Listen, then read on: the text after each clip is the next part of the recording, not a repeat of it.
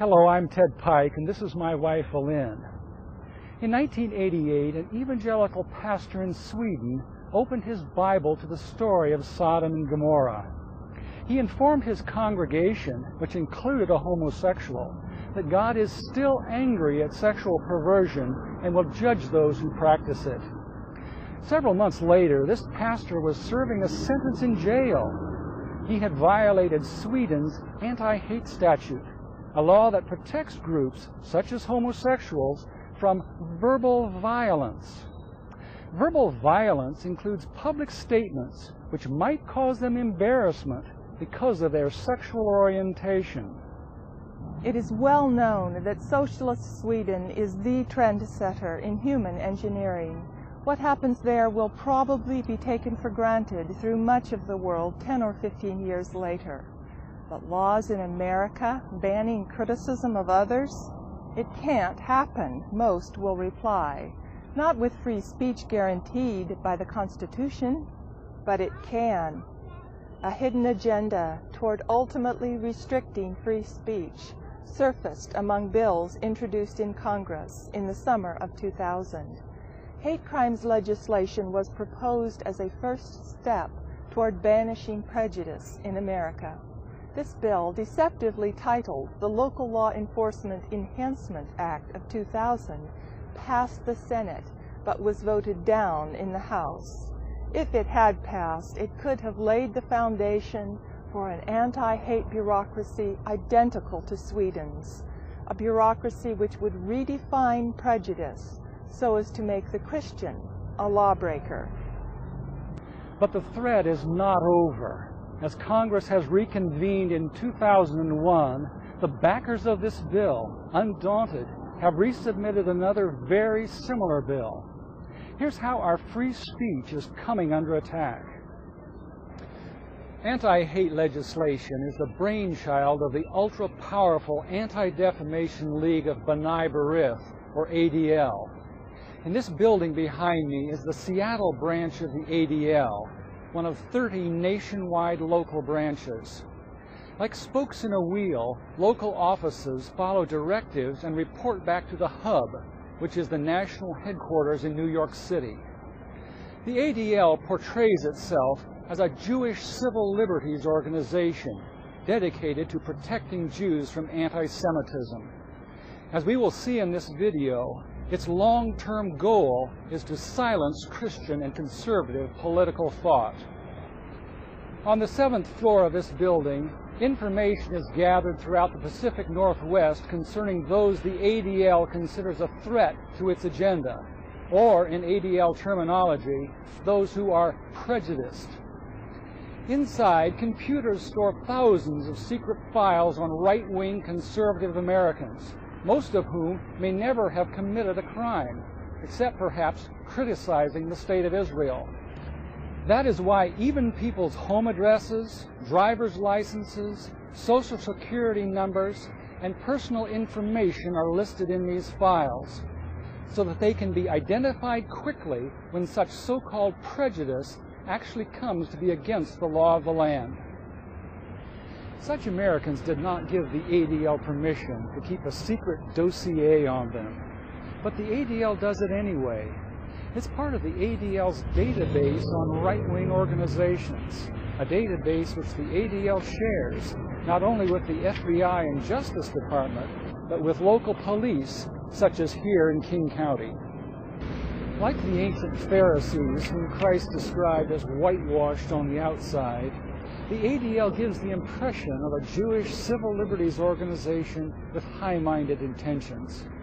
Yet inside these walls are persons with a very different goal, not the elimination of hate, but the eventual elimination of free expression of Christian conservative values. Here is how the ADL has been working to achieve that goal. During 1988, the ADL initiated a nationwide law student competition to write a model anti-hate law for America. This law would criminalize not just physical acts of racial violence, but statements that might lead to violence.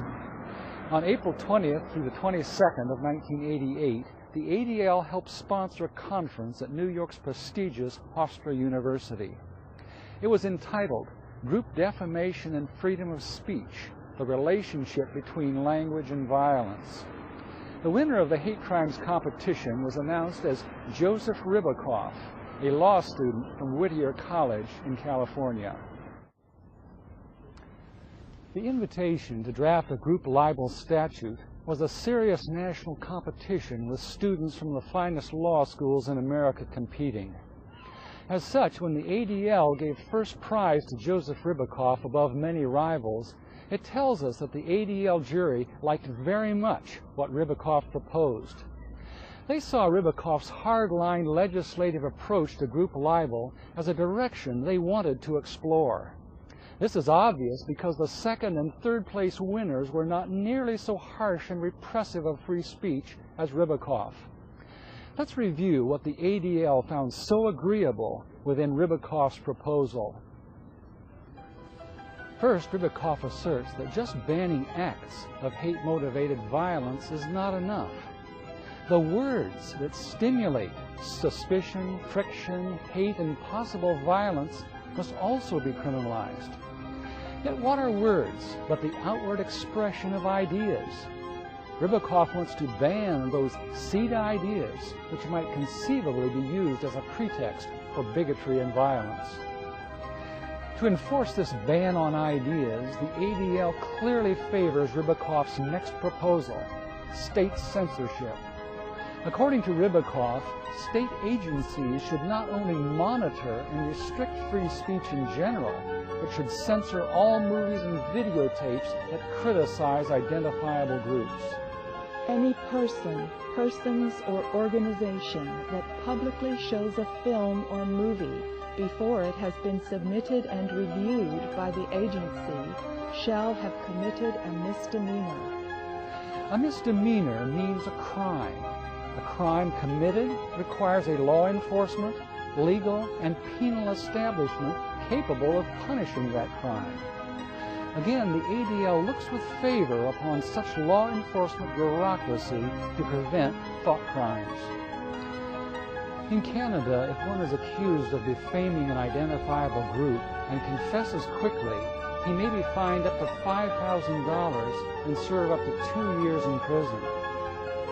If he does not confess his guilt, he will be embroiled in costly legal entanglements.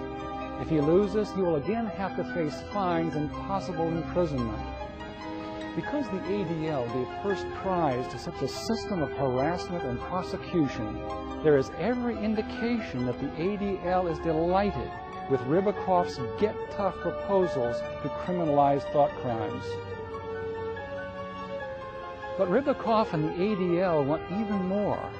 Ribicoff stipulates that anyone who is a member of an organization that has shown an unapproved film will also be criminalized.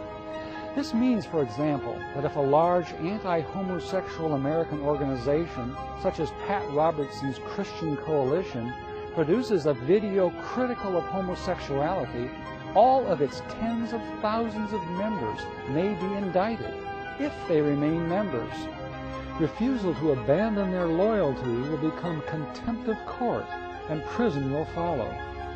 Not just the leadership, but also every single member who remains loyal will be embroiled in court battles.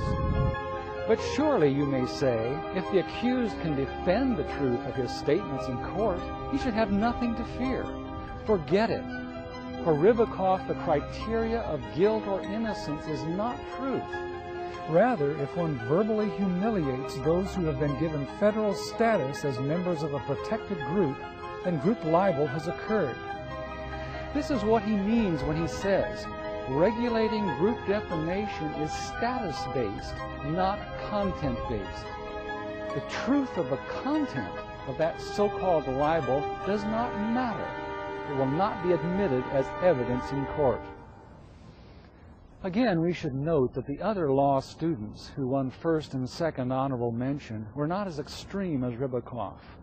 For example, Devin House, the second honorable mention, wants to outlaw group libel, but also wants truth to be the basis for acquittal, just as it is in conventional libel cases. Heidi Bakana, first honorable mention, respects truth and also wants to define group libel as a false statement whose intent is not just to communicate, but also to inflict harm.